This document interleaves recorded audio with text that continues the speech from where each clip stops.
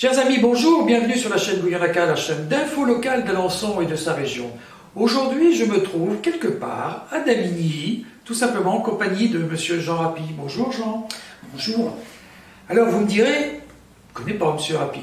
Eh bien vous allez bientôt apprendre à le connaître, puisque Monsieur Rapy est nouveau résident donc à Damigny. Et Monsieur Rapy il a une passion qui va nous faire découvrir. Et soyez bien à l'écoute de la vidéo qui est très intéressante. Alors, qu'est-ce que vous voulez nous proposer? Et moi, ce que je voudrais vous parler, c'est d'une de mes passions, la dernière que je veux garder pour ma retraite, là, qui est toute récente, c'est le travail des produits cidricoles.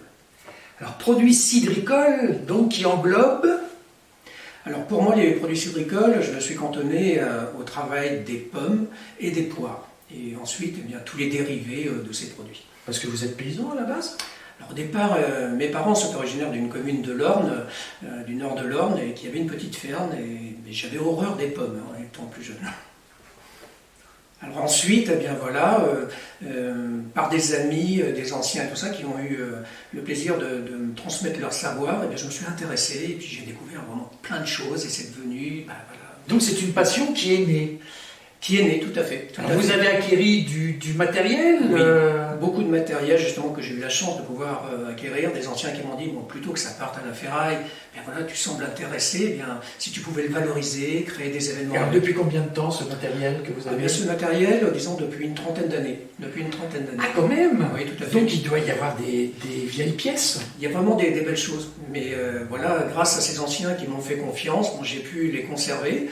Actuellement, je manque un peu de place pour tout vous dire, parce que j'avais beaucoup plus grand dans cette petite commune du Nord-Mayenne. Mais on va trouver des solutions. D'accord. Alors, votre but, si je comprends bien, demain, c'est à la limite d'ouvrir un musée? Alors l'idée serait de créer un musée, mais pas un musée tel qu'on peut l'imaginer, voilà, qui soit juste un musée. Moi, ce que je voudrais, un musée vivant. J'entends par là, en fin de compte, c'est faire participer autant les écoles, nos personnes aînées aussi. Je travaillais beaucoup avec les maisons de retraite. Et ensuite, créer un événement, un par an. Il ne faut pas être trop gourmand et tout ça, mais avec une thématique, et puis associer surtout toutes les bonnes volontés, et puis les compétences, que ce soit dans le domaine du greffage, des variétés de pommes, et ensuite du travail de l'eau de vie. Alors voyons, c'est tout un roman, il y aurait presque de quoi en écrire un livre. Oui, alors actuellement, enfin depuis de nombreuses années, j'accumule les éléments pour construire quelque chose, mais là je ne suis pas un spécialiste, il faudra que je me fasse aider. Mais bon, comme pour le matériel, j'ai amassé beaucoup de choses et je continue à amasser, quoi. Bon, alors, le local, il faudrait finir par en trouver un. Mais est-ce que ça peut se trouver dans le coin? Alors, vous dites un local, mais où? Dans quel secteur? L'idéal pour moi serait de trouver un local sur le territoire de notre belle commune de Damigny, parce que j'y réside tout simplement, et puis j'ai pu remarquer qu'il y a une vraie volonté associative là, sur le territoire, des écoles qui sont partie prenante et tout ça. Donc l'idée serait là, mais il me faudrait un local de 80-100 mètres carrés, quoi, en gros, puis créer une petite équipe, il n'y a pas besoin d'être nombreux, mais qui est en fin de compte la même passion et qu'on a envie de prendre plaisir à partager en fin de compte. Écoutez les amis, je ne sais pas ce que vous en pensez, mais ça pour moi c'est une excellente idée. Alors vous êtes arrivant, je dirais, à Damigny, vous avez un excellent projet. D'ailleurs, j'ai cru voir passer la page Facebook que vous avez faite, cette page. Vous pouvez me donner le nom? Oui, alors cette page s'appelle Du verger à la cave. Du verger à la cave. Voilà, vous tapez simplement ça sur le moteur de recherche et vous allez facilement trouver toutes les publications et qui communiquent voilà, sur tout ce que je fais et d'où viennent les pommes aussi, parce que beaucoup de gens pourraient être surpris. C'est pas forcément que de Normandie, hein. Les pommiers originels sont plutôt en Asie, quoi. Je vous laisse découvrir, il y a plein de choses à découvrir. Les tonneliers, tout ça, c'est magique. Bon, alors là, franchement, les amis, vous avez entendu, eh bien écoutez, je crois que les mois qui viennent, alors ça c'est à l'horizon de quand?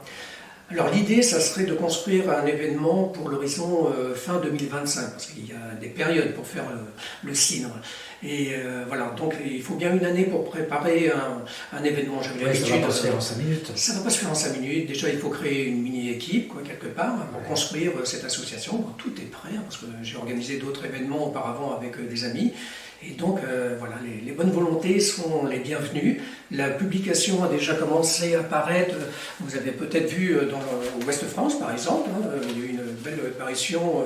Je remercie d'ailleurs la correspondante de presse qui est sur Damigny. Donc c'était le 20 octobre. J'ai eu la chance d'avoir une demi-page avec la foire de Vimoutier. Vous avez certainement entendu parler.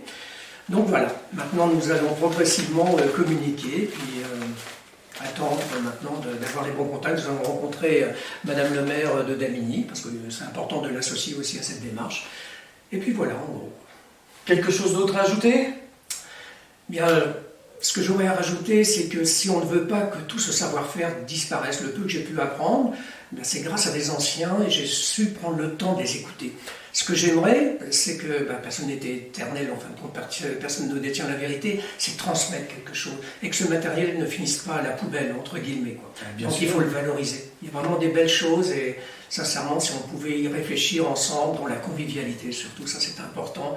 Ben voilà, on en a besoin actuellement, le monde est tellement bizarre autour de nous, il faut qu'on se fasse plaisir, c'est important. Jean, merci beaucoup pour cette interview, et puis je pense qu'on va être amené à se revoir, parce que le projet, je pense, est très, très intéressant. Et puis, on se dit à bientôt. À bientôt, oui, merci. Au revoir. Au revoir.